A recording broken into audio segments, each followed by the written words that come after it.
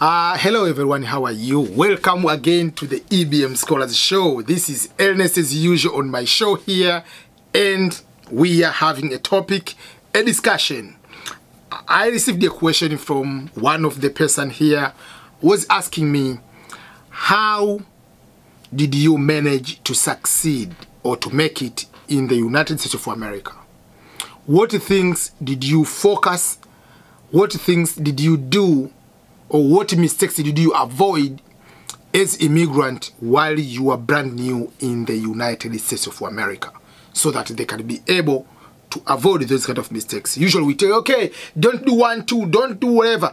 What did I do exactly so that I can be able to reach to my goals while I'm here? Stay focused, avoiding the mistakes which many people might be able to do, things of that nature. Okay, so this is my experience, and this is how I did or how I do my things. Might not be necessarily applicable to you or your situation, but this is what worked for me. So I want to be very clear. So I don't say this is the only way you can be able to succeed. No, this is what worked for me, and how whether it will be a short road or a long road, but that is my way, how I did. I would like to share with you. So, welcome to my show, but remember to subscribe here before we continue to this kind of discussion. So, how did I manage to succeed? First of all, I don't know if I'm very successful, but to be honest, there are certain things I really wanted to do in my life, and I'm thankful to God I've been able to do them. And one of the things which I really wanted to do in my life was to come to live, become American citizen. I'm thankful I've been able to do that. So, how was my journey, and how exactly that played into my lifestyle? Number one, for those who have been following my book or some of my previous videos, I've been talking about one of my books, which is my memoir, From Shithole to Trumpland. Is a book which is talking about my life coming from Africa to America. One of the things which I talked from chapter 1 is my desire, my aspiration, and the dreams, whatever in my life, one among was to come to America. And I was still 5th grade, 13 years old, 14 years old, still in 5th grade, primary school, small town, Kigoma, no internet at that time, no technology of whatever, cell phone, but I had that kind of dream. So for me, it took longer. It planted in myself how it was. So for me, it was a long time, because I had that, I didn't come here by accident. So I already going through so many people telling me this is impossible. If you go there, you are not going to survive, because you'll find this one, you'll face this kind of challenge. So people only, they were telling me, if you go to America, okay, they speak English all the time. If you go to America, maybe you'll miss your family, you'll miss food, you'll miss this. So, oh, what about this one? They are so discriminatory, whatever. So whatever they are going to tell me, I took that one to prepare my mind. If I'm going to this country, and if I face this situation, what am I going to do? So, over years, so I had certain things already prepared in my mind. So that was overall, even before I came here. But what made the bigger difference in terms of success is the day you were arriving in the United States of America at the port of entry. When you go to the port of entry, like the port of entry is the first airport of arrival in the United States. So once you arrive at that port of entry, you will meet the what we call customs officer, CBPO, custom patrol, whatever, customs officer. So where they will put the stamp on your passport, on your visa, whatever, they will put the stamp or admitted, and they'll tell you, if you are not an American citizen, they will tell you, welcome to the United States of America. But if you're a green card holder or American citizen, they'll tell you, welcome home. So, whether of the two, but they'll be telling you, welcome to the United States of America, enjoy your life here. at that moment, you needed to make a decision. That decision will guide your entire time you are in America. The decision will be, are you here for a short time or for a long time? Are you here just for 1 month, for 1 week, or you have come here to become green card holder and to become a citizen forever? That decision will determine your lifestyle in America. So if you have come here, let's say you are coming to do a PhD. Obviously, it's 5 years. When you decide, I'm coming here for PhD, I'm going to study, then I'm going home, I'm going to teach to my university in my home country. Good for you. Nothing bad at that. So that means it will guide you what kind of activities you need to do off the school, what kind of programs you have to engage. If you are working, what kind of money you need to, how much you need to save, so that when you go back home, you can have maybe something to start with, maybe to build a house or to own something or to start a business. Is up to you. But that will guide you that. You see? But if you've come here to stay forever, by forever like you want to here to become green card holder, become a citizen, that means it will also change what kind of activities you're going to attend. You have to be with some people around there, mingling with people wherever, everywhere. Then it will decide what kind of volunteering you have to attend, what kind of parties you need to go. Then it will decide how are you going to spend your money. Because you are not going to save the money so that you can go to buy a plot of land. Because, for instance, I'm from Tanzania. I know my plan is to become an American citizen, and Tanzania doesn't have dual citizenship, so I'm not allowed to own land. So why should I waste my time, get the money, and go to buy a land where I'm not allowed to own the land if I become an American citizen? So that will determine how I'm going to spend my money. So for me, because my decision from day one was to come here to be here forever, was my first year. So that means all the money I got from my first scholarship, apart from eating, which I had to save a lot, apart from saving my money, I dedicated most of my money into applying for scholarship for masters.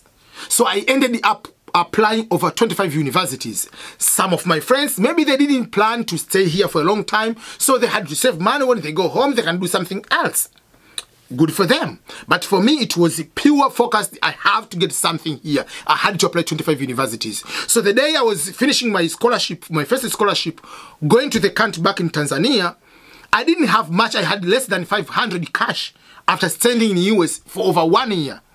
But I had 2 pieces of paper with one was 36,000, another one was 24,000 US dollar. Over almost in total was a 60,000 US dollar scholarship. 2 papers, because I invested all my money into applying 25 universities. So I had 2 scholarships. So I arrived in Tanzania today. Tomorrow I went to the US Embassy, got another visa to come back to America. So you see that because I had a decision, I must come back to America. I must stay in America, but I have to be here legally. So I have to find scholarships. So I had to put all my resources over there. So that is how it defines. But if you are not coming to make a decision in the middle of it, you'll be confused. The time goes so fast here in the US. You wake up busy. Each day is 1 day lesser in your visa.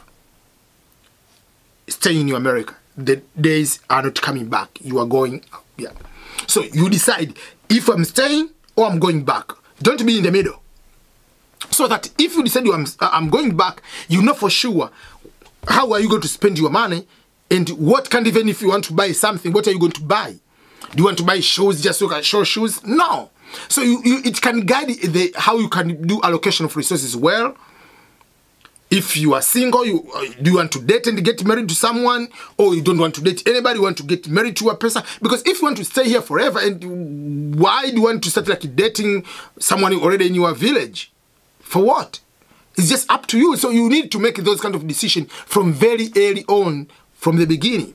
So for instance, for my case, Because I knew for sure I'm going to America, I'm going to stay forever there. I didn't want to waste my time at the university, started dating someone. Because why am I dating you? I know after 1 year or after 3, whatever, I'll be going to America and I will stay there forever. Then I'm in America and they start like sending a message, calling you, I miss you all the time. No, I'm here focused to make sure that I'm coming to succeed here.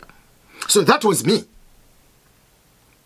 So number one thing I did was to have a clear decision. Am I going to America to stay for a long time, forever? Or I'm going to America just to get my education, get something, then come back to Tanzania? That was the decision I had to make from day one.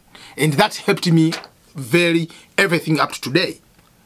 The second thing is obviously, I just like being away from crime. Don't do any crime.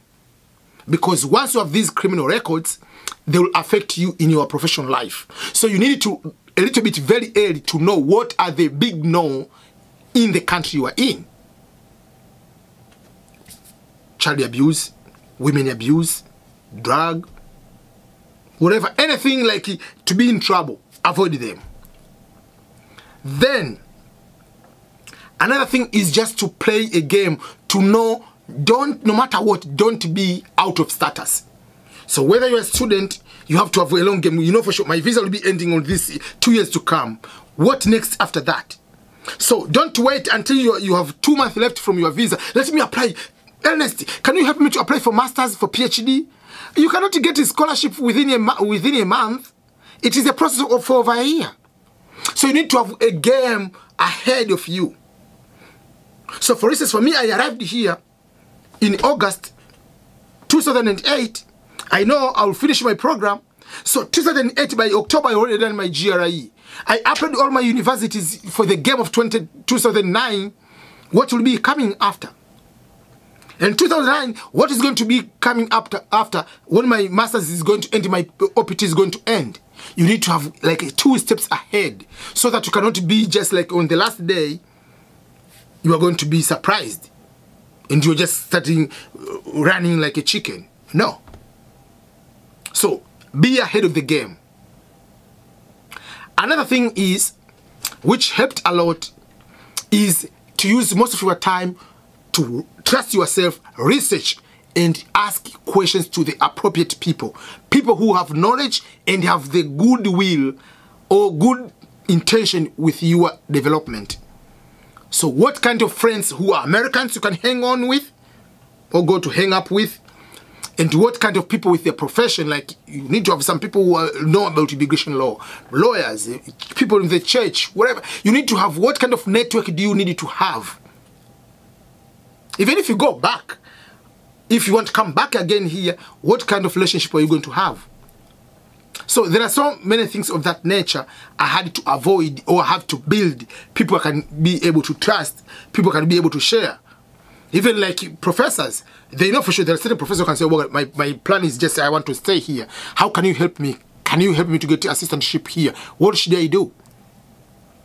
So be frank, don't be like fake. Like someone, for instance, your professor, your mentor is asking you, so what is your plan after your master's? Oh, you know, I'm so much nationalistic, I'm very much, I am patriot of my country, I must go back to my country, I'm the one that can develop my village. And then the time comes, oh, professor, sorry, can you help me with this? I can stay here. No, that is the hypocrisy what you are doing. From day one, if you're saying, okay, my plan I can just do another PhD, I'm finishing my master, I can think about doing PhD, but eventually I might go to my home country. But don't like from day one you think that if you say you are staying here is a sin, like you must go back to your home country, that you feel like you are so much. No, just be honest with the people. It helps you a lot. Because if you say I'm going back to my home country, the professor says, okay. If he's having an opportunity, he doesn't want to share with you because he knows that what is your plan? You plan to go back to your home country.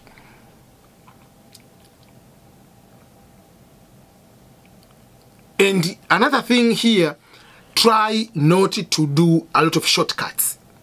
They don't have a good ending here. So for me, I have to follow through so many things to know for sure what is the proper way. Because shortcut, if you are caught at one point, it can be a lie of so many things and you can be in so much trouble to be deported. So I had to avoid all those areas. That's why I've been successful.